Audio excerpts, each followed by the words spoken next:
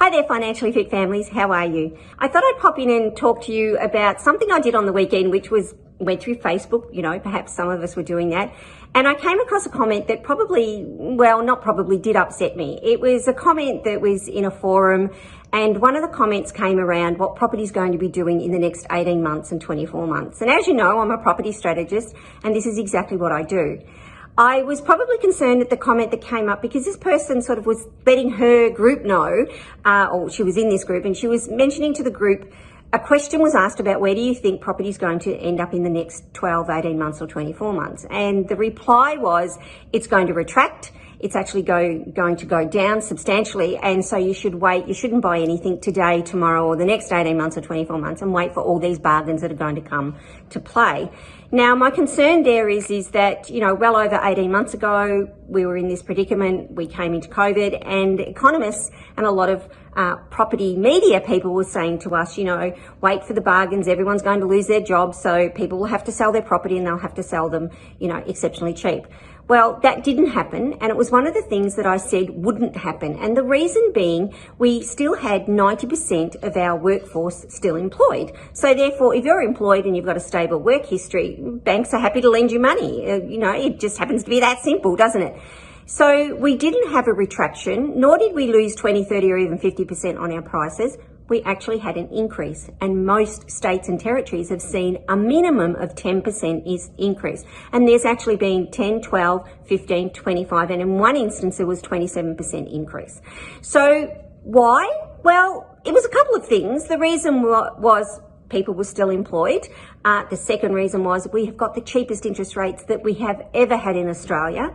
And the third reason was fear of missing out. Together with, we had the option to have a tree change or a sea change, and we weren't stuck in the office, or for those that could work from home, realised that they may not have liked the area that they lived in, and so that they therefore decide to move.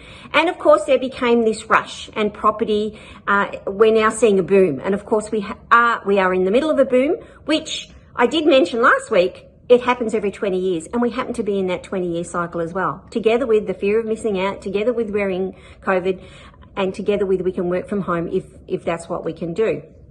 So getting back to the comment of in the next 18 months or 24 months, properties are going to reduce and retract. I am a strong believer, no, this is not going to happen. 3 reasons. The first reason, once again, we've got the cheapest interest rate that we have ever had. Although that will change, and that will change in my belief in the next 2 to 3 years, which will be a global change, not just an Australian change. However, bank policy will dictate our assessing and how they assess us and our borrowing capacity, and I do believe that's going to change over the next 3, 6, 12 months, which will reduce the amount that you can borrow. It's just sort of one of the things that APRA, one of our sounding bodies, give us some regulations on. The third reason why I feel it's the best time to buy is that you have to look outside the box. Look outside your suburb, look outside your city, look outside your state. The reason being, this is where I'm a property strategist. I actually look at the Australian market, and predominantly I'm working on the eastern seaboard, which brings me to the third reason again. Just because your property is worth X amount. Once again, I was speaking to a couple the other night. They live in Cheltenham, you know, down by the beach, and their property's worth 1.5 million.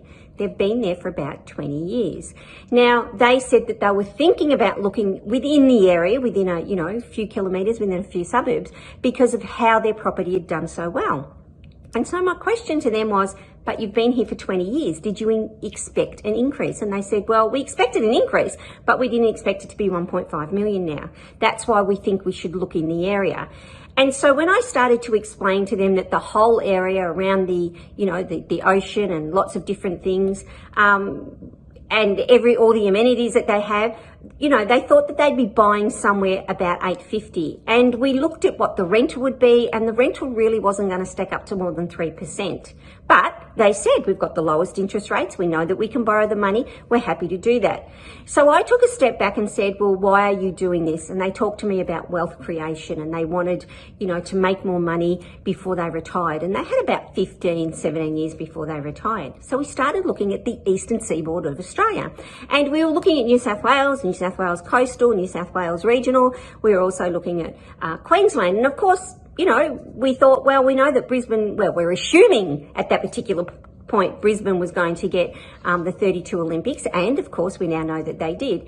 And since then, the couple themselves and a few more comments, people have contacted me and said, what do I think about southeastern Queensland about buying property?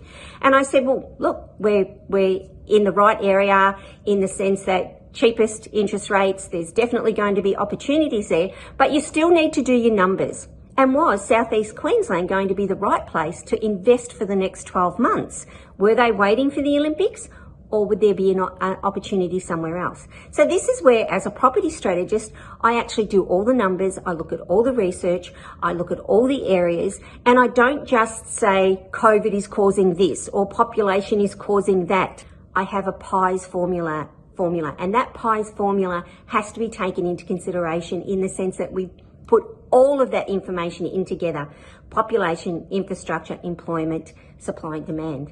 So if you really want to have a conversation about where should you next be investing, I'm happy to talk to you about it. I'm happy to give you the pros and cons, and I'm happy for you to answer the questions that, perhaps you shouldn't be just, asking on Facebook and getting an opinion back on. I'll give you the facts, I'll give you the figures, I won't give you an opinion. I'll actually give you advice and strategies on where and how to invest to create that wealth creation tool and vehicle that you want through property. Just checking in, PM me, call me, happy to talk. Thank you.